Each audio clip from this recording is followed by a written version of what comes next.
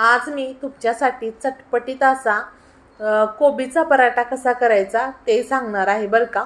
तर मला सांगा की तुमच्या घरात तुमच्या मुलांना टिफिनमध्ये जर कोबीची भाजी दिली तर टिफिन फिनिश करून मुलं घरी येतात का? मला कमेंट्स करायला मात्र विसरू नका।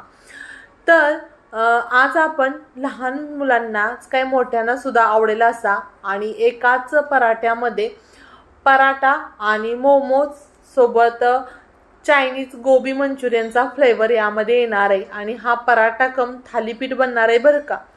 सोबतच हे ग्लुटेन फ्री पराठा आहे, त्यामुळे डाएटवाली लोक, शुगरवाली लोक आणि मुलं सर्वांनाच ऑल इन वन हा पराठा तयार होतो। याचा डिटेल व्हिडिओ मी स्वाद रेसिपी चॅनलवरती अपलोड केलेला आहे।